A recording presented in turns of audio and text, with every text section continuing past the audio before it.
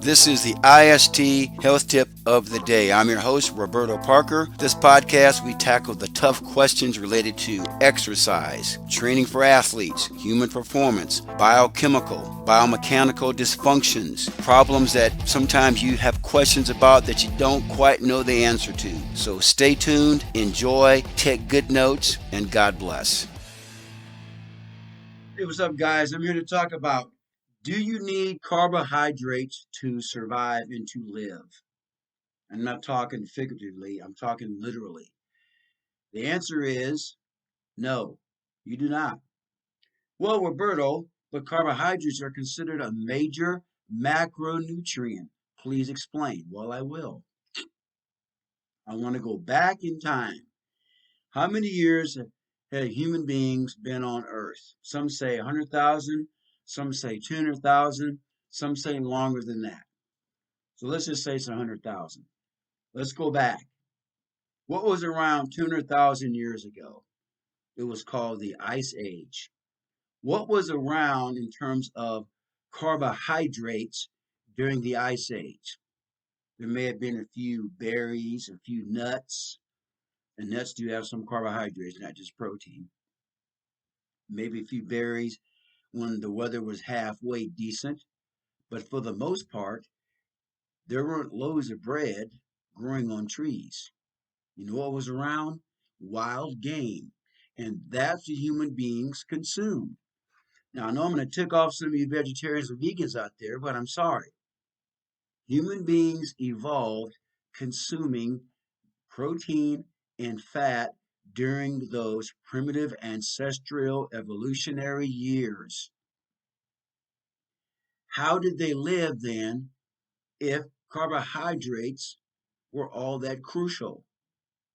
Here's what happens from a biochemical perspective. For every 100 grams you take in of protein, your body converts it, 60% of that, 60 grams, to glucose. That's called gluconeogenesis. That's kind of a mouthful, but look that up. Gluconeogenesis.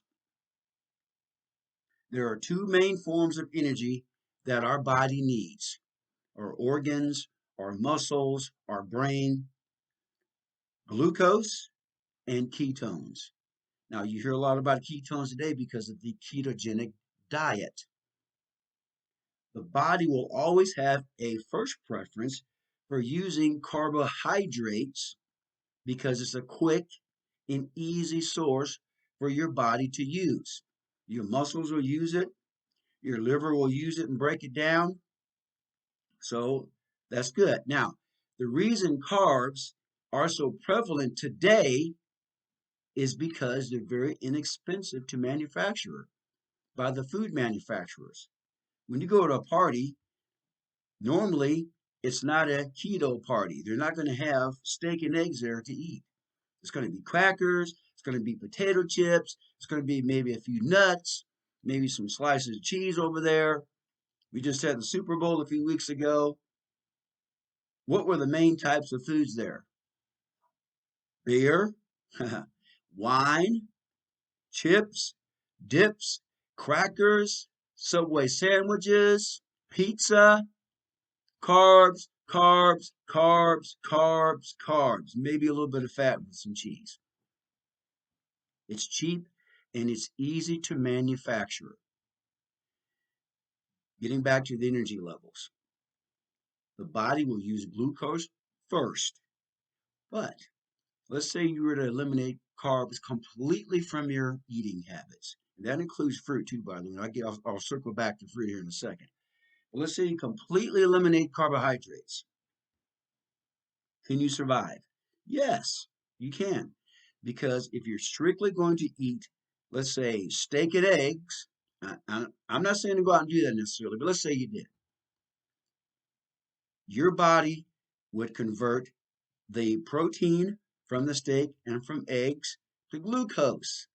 For every 100 grams, 60 grams would be converted to glucose, which would be used by your body, by the brain, by the muscles, by the tissues.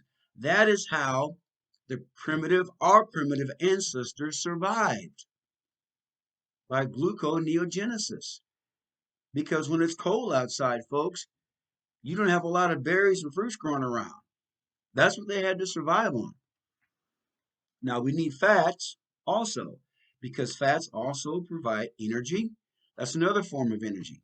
And by the way, if you were to completely deplete your body of carbohydrates and or glucose and strictly lived on, let's say, meat only, now your body would start to produce ketones. Ketones can also be used as a source of energy for the body.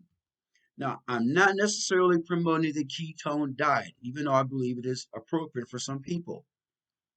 And I do believe in eating some fruit and some vegetables, which, by the way, are carbohydrates, but they're fibrous carbohydrates in that they do not spike your insulin levels like this. Whereas manufactured carbohydrates like breads and grains and cereals and crackers and those kind of things, they will spike your insulin levels and make your liver work overtime. In fact, it can produce a fatty liver. So if you want to live a healthier life, you don't need as many carbohydrates. Carbohydrates are mainly comfort foods because they taste good and they're soft and they're easy to chew. Like I said, cereals and grains, you can put butter on them, you can put honey on them, you can put jelly on them, and they're comfort foods. They taste good. Hey, I grew up in a house where we had every Sunday after church, we had biscuits after church. I grew up like that, but I didn't know any better. And I still eat that way occasionally, but not every day. So, getting back to my original point, do you need carbs to survive? Once again, the answer is no, you do not.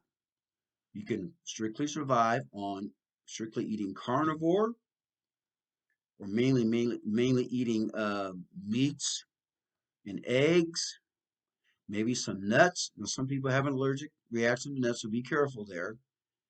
And you can survive on that. Now, you might be saying, well, Roberto, wait a minute. What about my vegetables? Well, here's the thing. This is going to probably gross some of you out. If you ate an animal, all the body parts from nose to tail, which includes muscle meats and organ meats, you'll get every single nutrient that you need in your body, macro and micro, in terms of proteins, in terms of fats, in terms of vitamins and minerals, but you'll have to eat the organ meats, which some people don't want to do. So, yeah, okay, if you don't want to do that, then eat some fruits and vegetables, but don't get the processed crap. Make sure it's clean, it's organic, and it's fibrous.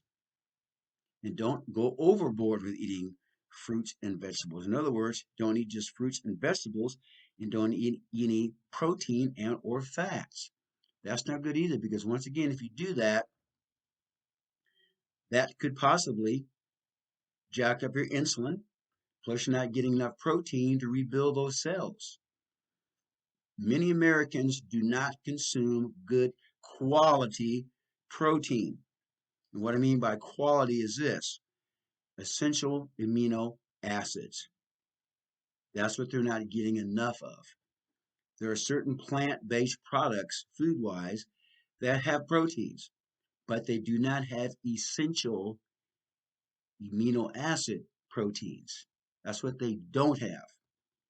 So for thousands of years, human beings lived in the wild and mainly ate game and fish, and they survived and they had quality lives. In fact, if you look at the Inuit, the Eskimos, there are people who have done um, retreats with them years ago, probably well over 100 years ago. Weston Price, I believe, was one of them.